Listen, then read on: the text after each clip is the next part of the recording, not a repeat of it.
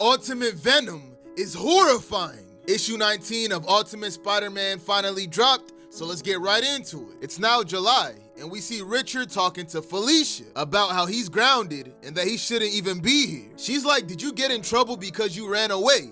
Or because of what you did? He tells her both. Well, then you probably deserve it, don't you? And when he hears that, it makes bro go silent. Then we flash back to the moment Felicia set him up. When she was talking about it's my nature, that was crazy. Kingpin threatened Richard with an ultimatum. So what's it gonna be, kid? The pain and suffering of betraying your fellow heroes, or just the plain old pain and suffering? I'm fine with whichever way you wanna go. His back is against the wall. Venom's like, what are you gonna do? I don't know.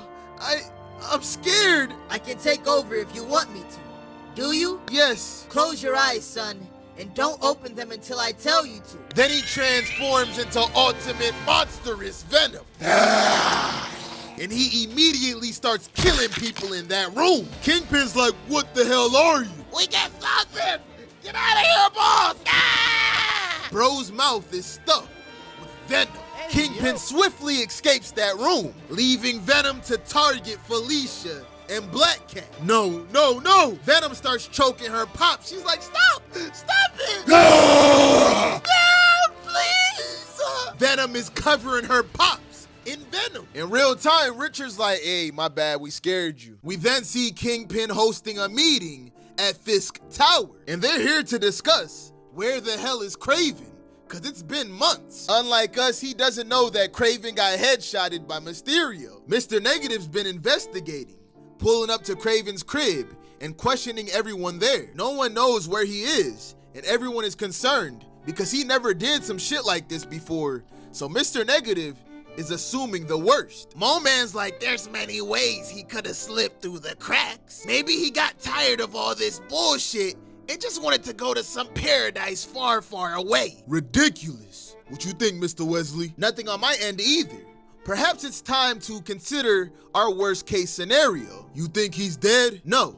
Worst case scenario is he's working with Mysterio. Mr. Negative's like, I think the worst case scenario is much worse than that. Maybe it's one of us at this table. Is that a guess or something more? Take it how you will. Mysterio's only been destroying my warehouses while all of y'all shits are untouched. And he suggests that the best course of action is for him to take control of everyone at that table to peek under the hood, just so he can be sure. Kingpin's like, hell nah. And even if you did, we both know you're not powerful enough to dominate my will. Hey, that was years ago. I'm stronger now.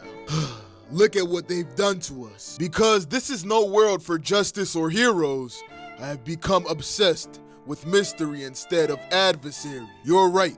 We'll deal with Kraven when we learn more.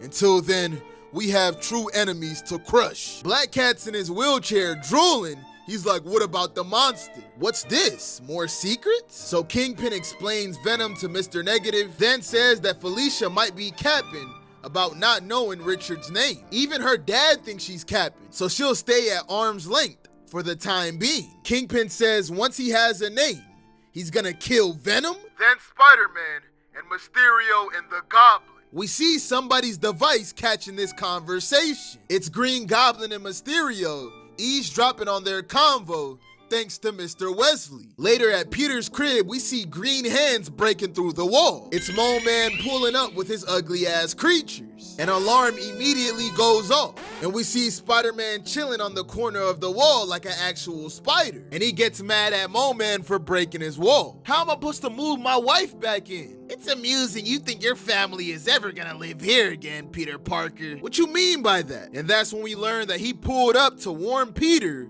that they're coming for him. They don't know who you are yet, but trust me, it's only a matter of time before they do. Spider-Man is confused because he has no idea why Mo-Man is even helping him. So Mo-Man tells him that he doesn't care about the people he's been associated with all these years, and that he's actually been looking for a way out, and now he thinks he found someone powerful enough to end this for good. Spider-Man's like, I think you got the wrong guy. You need to understand there are lines I won't cross, things I won't do. And your friends feel the same way? Because I saw what you went through. That changes a person. Spider-Man looks at him like, I think you should leave. Just remember, the offer stands. I can help you. A good bit later, we see Richard sneaking back into the crib. But as soon as he gets in, his ass gets webbed up. His mom and dad are on his ass. MJ starts going off on him, talking about how that suit won't protect him from a whooping. She even thinks she heard some back talk too. Peter's like, I think we should take a moment and calm down. And he tells MJ, let's go talk about what we should do with Richard. Then tells the suit that Richard is not to leave. When they walk out the room, they get caught in a cutscene with MJ's mom. She's yapping her ass off, but they don't have time for that right now. And she tells her, can we talk about this shit later? And they go in their room.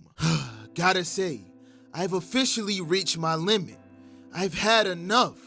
What are we doing, Peter? Parenting? His spidey sense starts tingling. Or it's possible we're talking about more than Richard here. His spidey sense tingles again. He's like, oh boy. And MJ starts pouring out how she feels. I feel like I've taken all of this pretty well.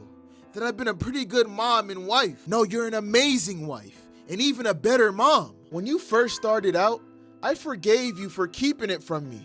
I knew you were going through something.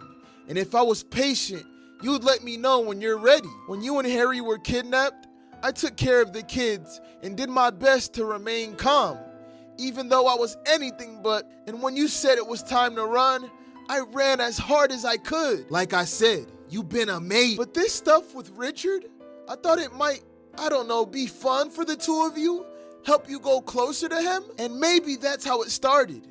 But Peter, that suit is dangerous.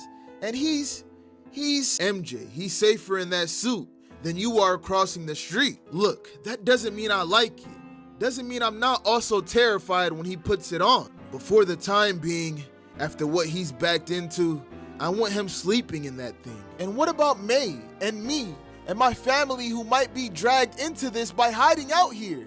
What about Ben? What about everyone? We're all trapped in this city with these maniacs in charge. It's why they have to be stopped. It's why this has to end. We have a plan.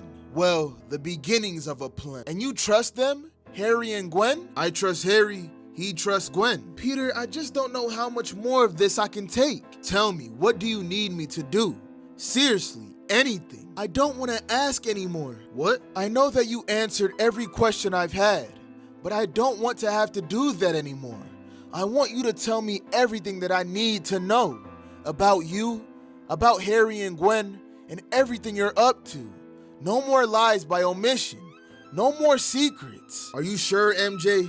Because some of the Harry and Gwen stuff, I'm sure, Peter. I'm sure. Tell me everything. Unfortunately, the chapter ends with MJ wanting to know the truth. Let me know your thoughts on this issue in the comments. And on that note, I'm going to see y'all boys and girls next time.